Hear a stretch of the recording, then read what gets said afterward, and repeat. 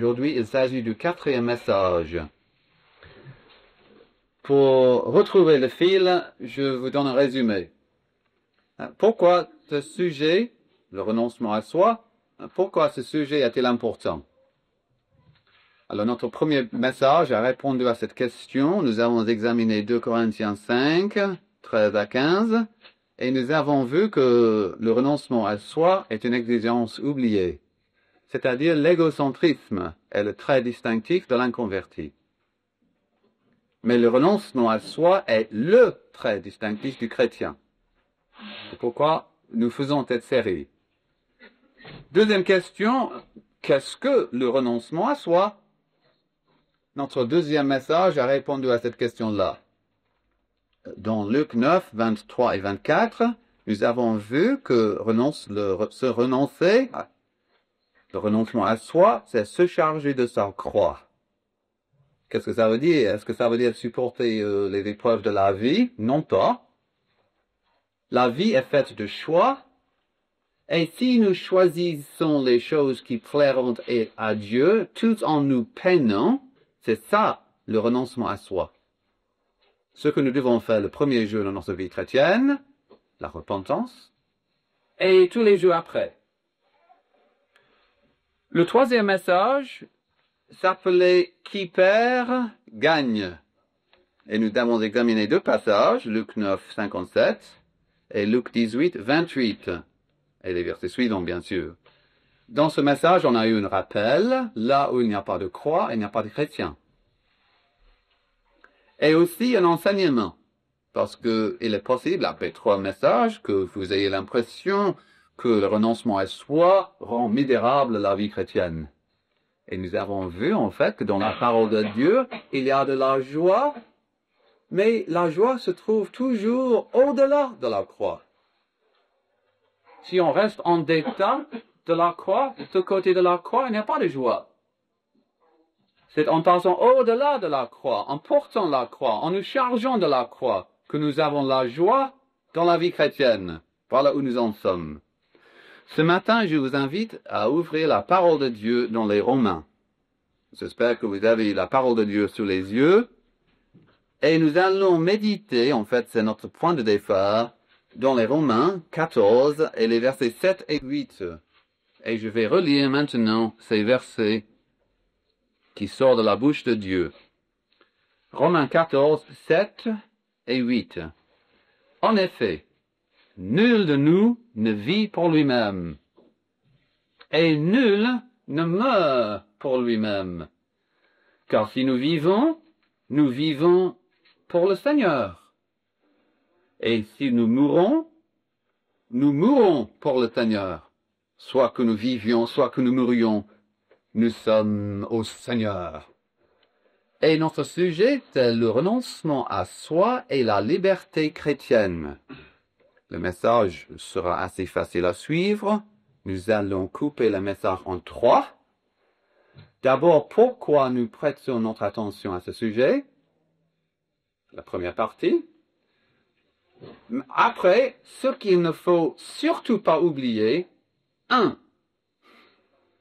Et pour terminer, ce qu'il ne faut surtout pas oublier, 2. C'est un peu bizarre comme message, je sais, parce que on a 1, 2 comme point 2 et 3, mais j'espère que vous suivez quand même. Le sujet alors, c'est le renoncement à soi et la liberté chrétienne. D'abord, pourquoi nous prêtons notre attention à ce sujet? Pourquoi? Parce que le cœur humain a tendance à compartimenter la vérité. Je m'explique. Voilà une vérité biblique. Et nous avons tous tendance à l'isoler de toutes les autres vérités bibliques. À prendre une vérité isolément. C'est de cette manière que commencent toutes les sectes. Toutes les sectes fixent leur attention sur une vérité, d'ordinaire vérité oubliée, et elles ne voient que ça.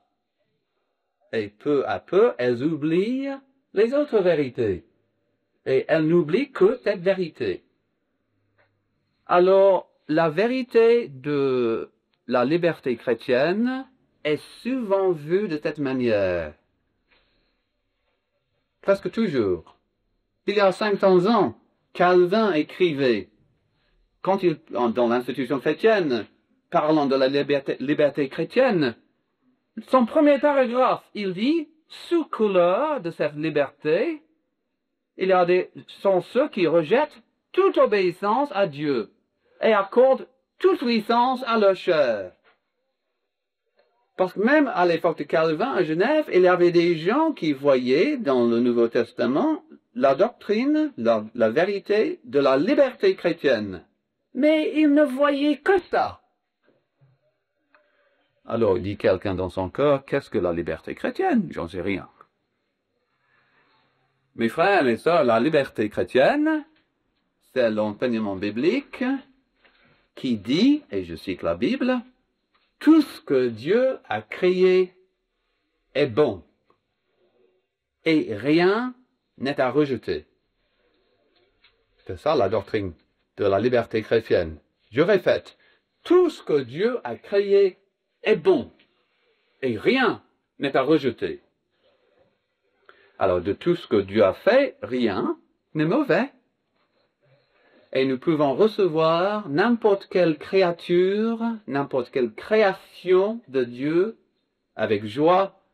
On peut l'utiliser, l'employer, on peut en jouir avec action de grâce. Nous n'avons pas besoin que notre conscience nous condamne. Et cette vérité, franchement, est une source de beaucoup de bien et beaucoup de plaisir d'ailleurs. Mais beaucoup de chrétiens se comportent comme si cette vérité-là était la seule vérité dans la Bible. C'est pour cela que nous pensons ce matin à la liberté chrétienne et ses rapports avec le renoncement à soi. Il y a beaucoup de chrétiens qui savent que, en soi, telle ou telle chose n'est ni mauvaise, ni bonne. Et ils oublient ce que dit la parole de Dieu au sujet du renoncement à soi. Et petit à petit, par la suite, c'est pas le renoncement à soi qui les caractérise, mais l'amour de leur propre plaisir. Et petit à petit, ils commencent à se servir eux-mêmes et ils ne servent plus le Seigneur. Je vous donne quelques exemples. Au nom de la liberté chrétienne, beaucoup de chrétiens s'offrent toutes sortes de luxes, toutes sortes de divertissements, toutes sortes de conforts, toutes sortes de plaisirs, au nom de la liberté chrétienne. Ce qui est déjà très bien. Mais ensuite, ils vont plus loin. Au nom de la liberté chrétienne, il y a des hommes qui se donnent à l'avarice et qui se donnent à la cupidité.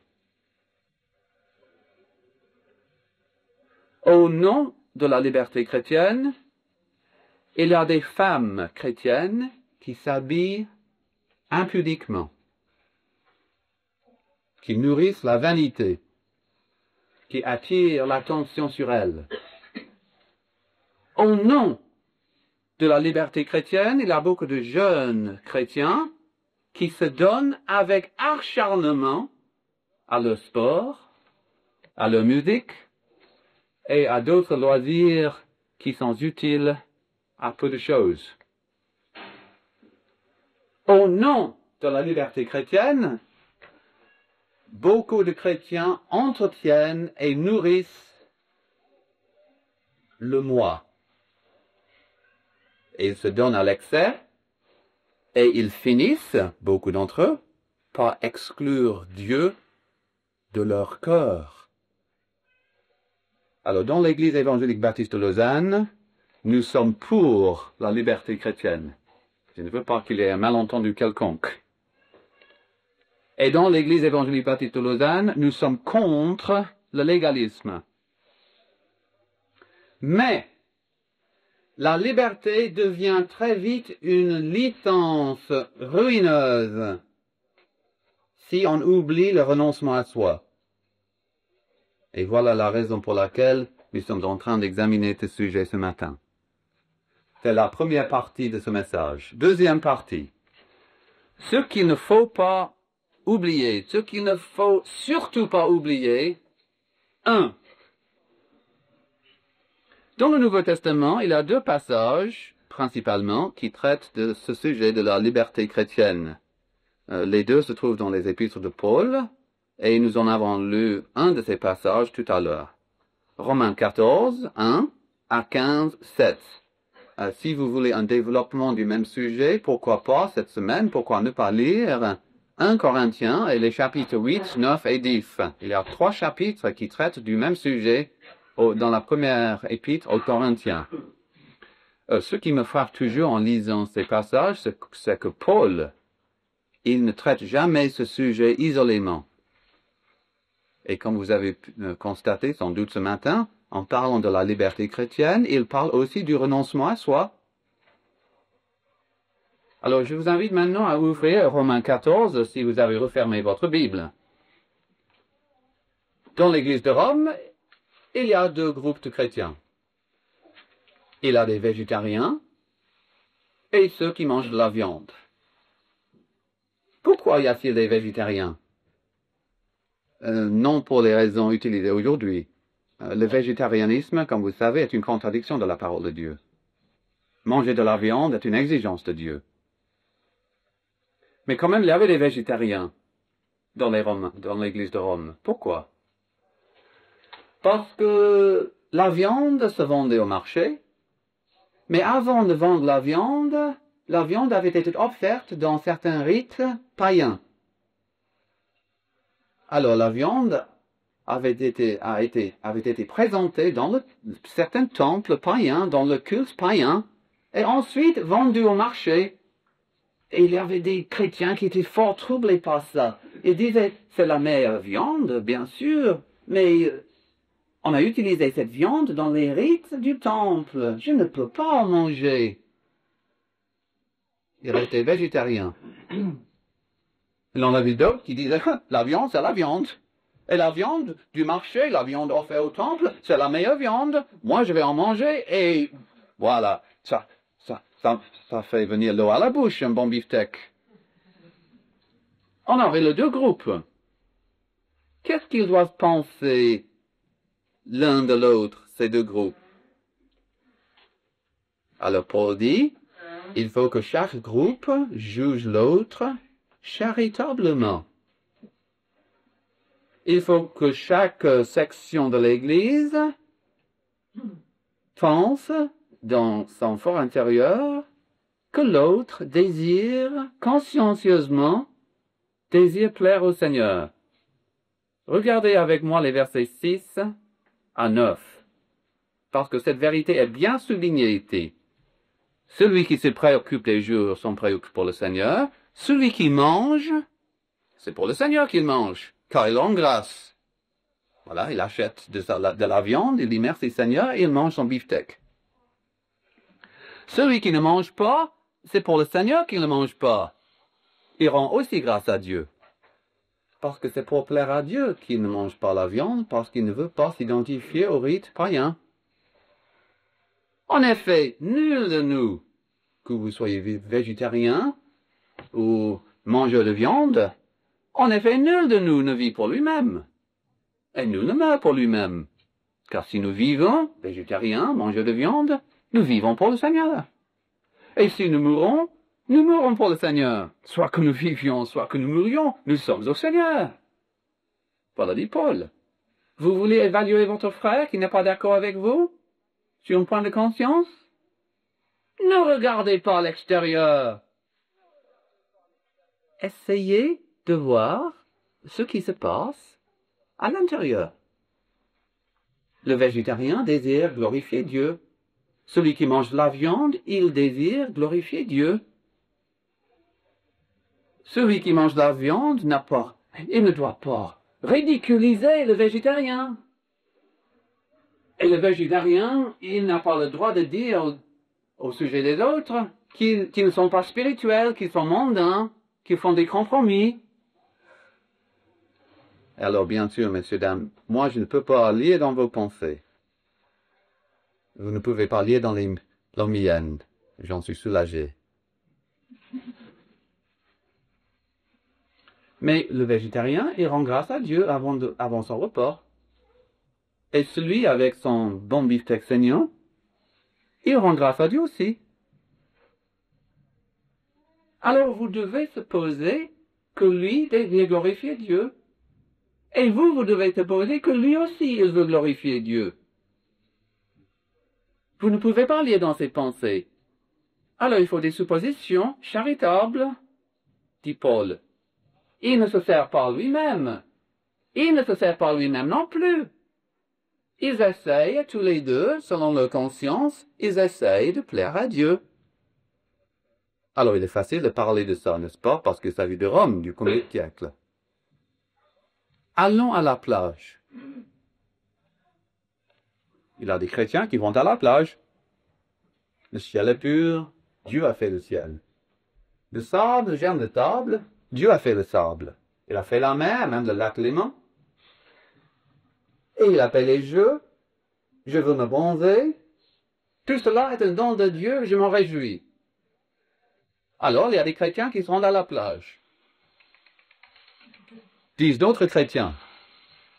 À la plage, il y a des femmes en bikini. Je ne peux pas m'y rendre, parce que ça provoque chez moi toutes sortes de tentations. Je ne peux pas, parce que je veux plaire à Dieu, je veux garder l'esprit pur. Alors lui, il se rend à la plage pour plaire à Dieu. Et il se réjouit de tous les dons de Dieu. Et lui, il ne se rend pas à la plage pour plaire à Dieu. Parlons du vin. Il y a des chrétiens qui en boivent, il y a des chrétiens qui n'en boivent pas. En général, les chrétiens anglo-saxons pensent que tous ceux qui boivent du vin sont des apostats.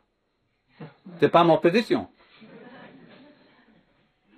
En général, les chrétiens francophones pensent que les anglo-saxons sont extrêmement bizarres et ont un esprit extrêmement étroit sur ce sujet. Mais si vous buvez du vin, vous rendez grâce à Dieu. Et vous reconnaissez que c'est un don de Dieu, dont la Bible parle très souvent. Mais ceux qui ne boivent pas du vin, pourquoi ne boivent-ils pas du vin? Parce qu'ils pensent qu'il est très facile, en fait, de faire des excès, de donner un mauvais exemple, ou de se laisser intoxiquer. Alors, ils s'en abstiennent. Les uns le font pour plaire à Dieu, les autres le font pour plaire à Dieu.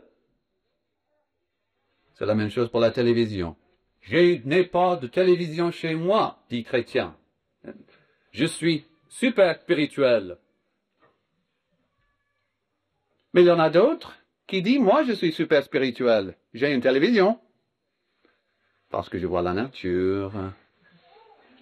Je suis au courant des actualités, parce que je vis dans un monde réel. Et parfois, je me détends comme ça, devant un western. Mais quand même, je reçois même ça comme un don de Dieu. Alors il y en a qui se mettent devant le poste de télévision pour plaire à Dieu.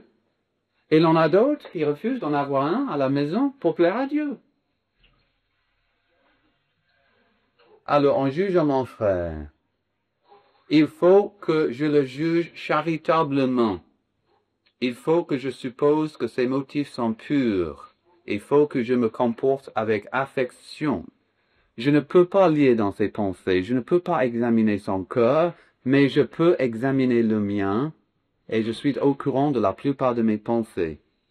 Et ce que je fais, moi, est-ce que je le fais pour plaire à Dieu, moi? C'est pour cela que Paul a écrit les versets 7 à 9. En effet, nul de nous ne vit pour lui-même, et nul ne meurt pour lui-même.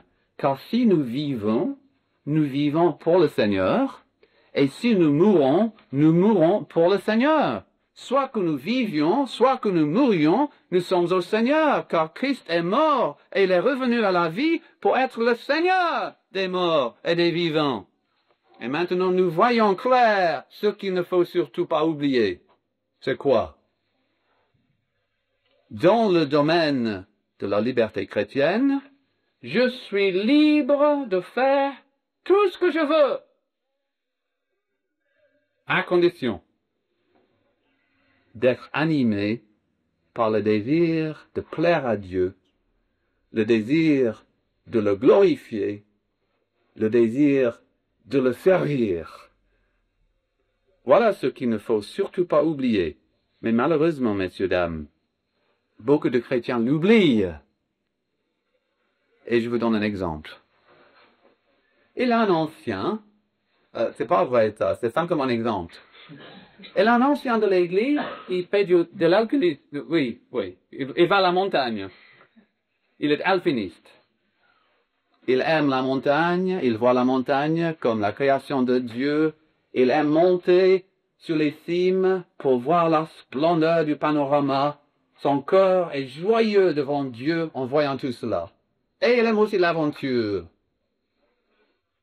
Il y a un jeune chrétien dans l'église qui va, Monsieur un tel fait de l'alpinisme, moi je vais en faire aussi, moi aussi. Alors, lui aussi il part à la montagne. Dans la même église, il y a un autre ancien qui fait du planche à voile. Il aime le lac, et l'eau, et la chaleur, et manier dans son truc.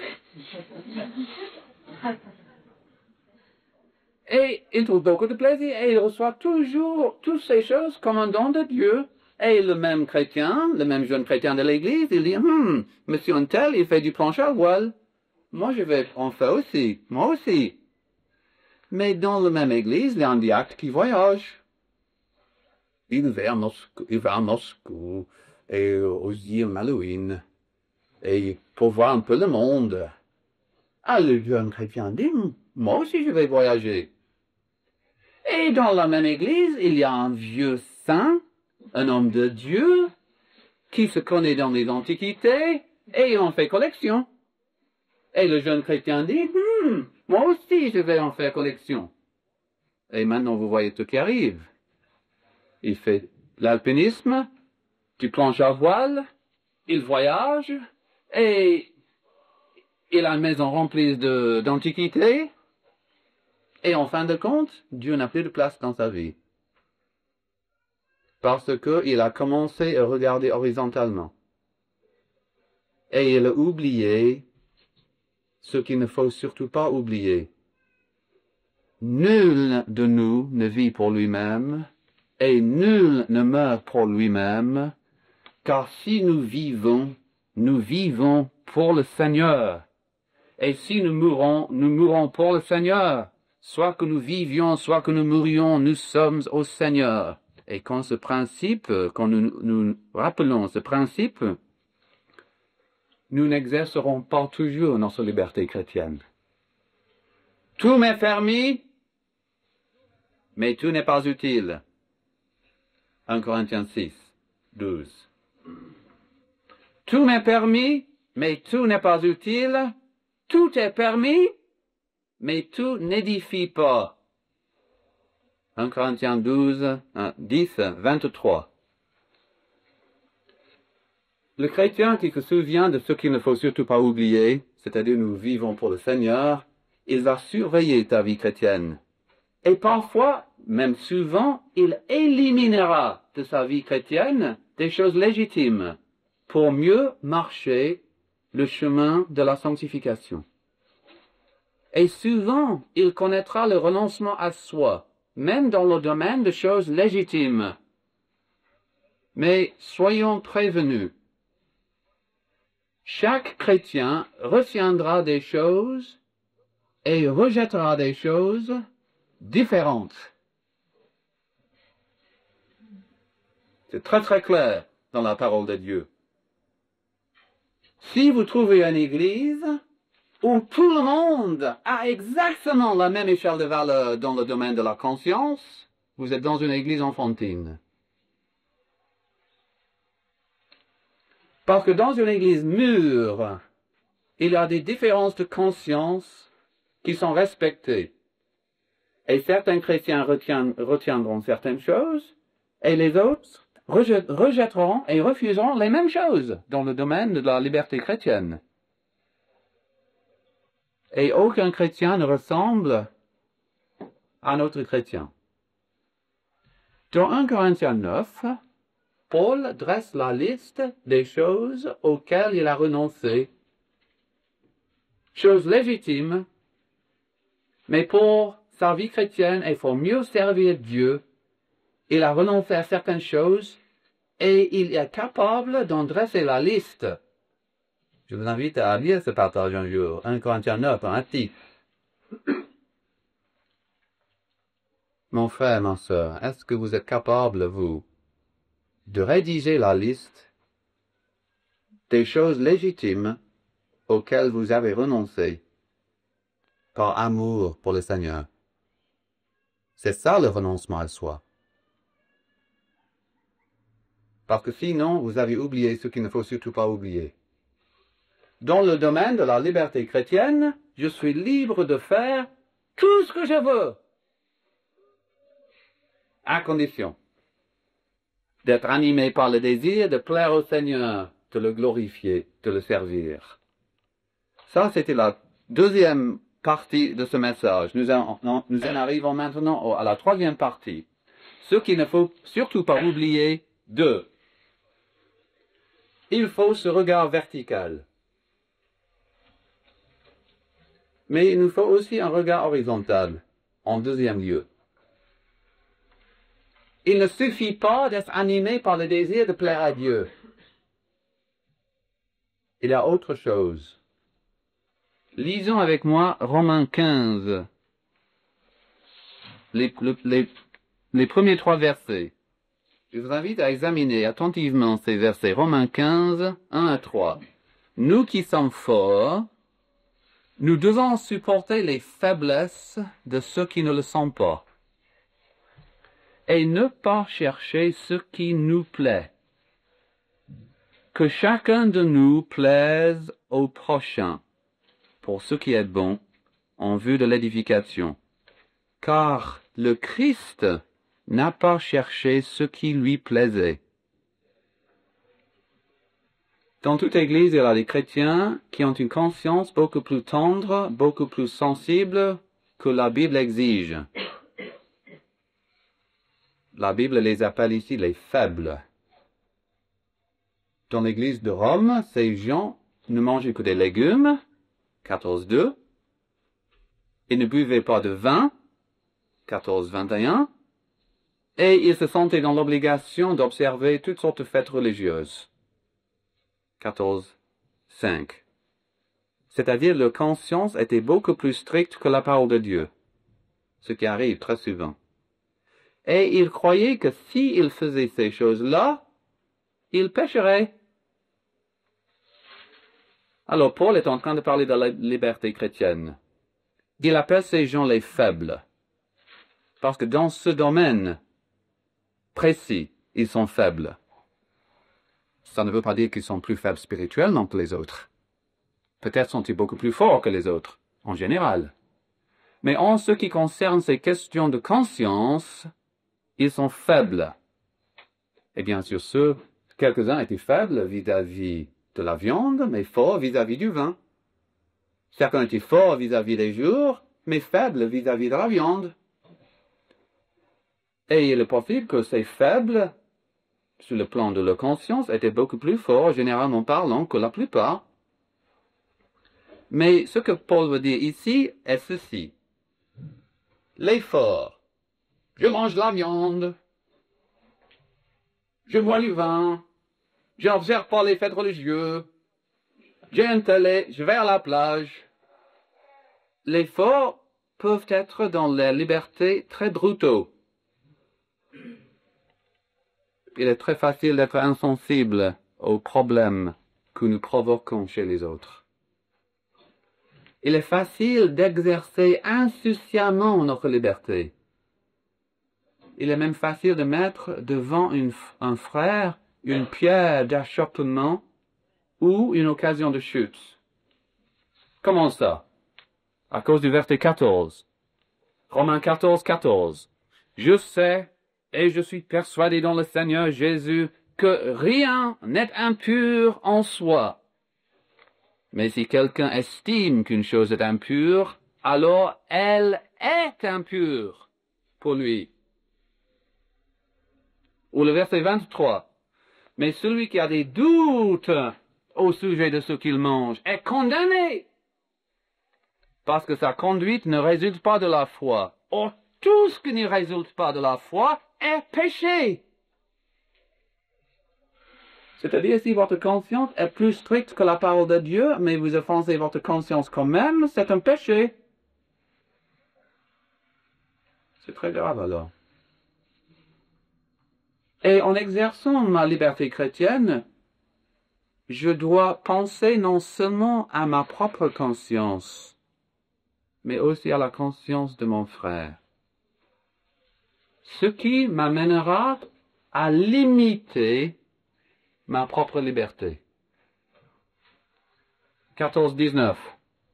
Ainsi donc, recherchons ce qui contribue à la paix et à l'édification mutuelle. Au 15, premier. Nous qui sommes forts, nous devons supporter les faiblesses de ceux qui ne le sont pas, et ne pas chercher ce qui nous plaît. Que chacun de nous plaise au prochain pour ce qui est bon, en vue de l'édification, car le Christ n'a pas cherché ce qui lui plaisait. Bien sûr, si mon frère est un tout petit peu irrité parce que j'ai un poste de télévision, c'est une chose. Mais si sa foi est compromise, troublée ou détruite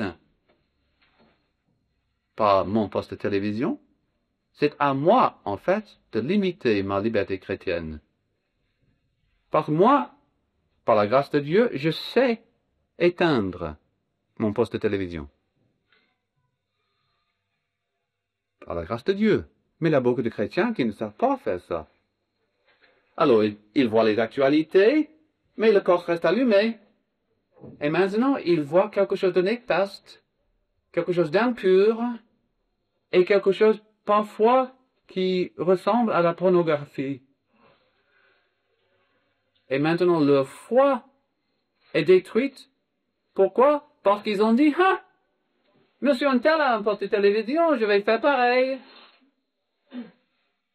Alors, si cela était le cas, dit Paul, je serais prêt à me passer de la viande, ou me passer de vin, ou me passer de n'importe quoi, jusqu'à la fin du monde. Plutôt cela que troubler définitivement la vie spirituelle d'un frère. Devant Dieu, je me sens libre de faire ces choses. Mais si je vais troubler sérieusement la foi, la marche avec Dieu de mon prochain, je suis prêt à renoncer à toutes ces choses, malgré le fait que ces choses-là soient légitimes. Comme il dit aux Galates, « Frères, vous avez été appelés à la liberté. Seulement, ne faites pas de cette liberté un prétexte pour vivre selon la chair, mais par amour, soyez serviteurs les uns des autres. » Ou comme il dit aux Corinthiens, « Tout est permis, mais tout n'est pas utile. Tout est permis, mais tout n'édifie pas. Que personne ne cherche son propre intérêt, mais celui d'autrui. » Qu'est-ce que nous avons appris ce matin?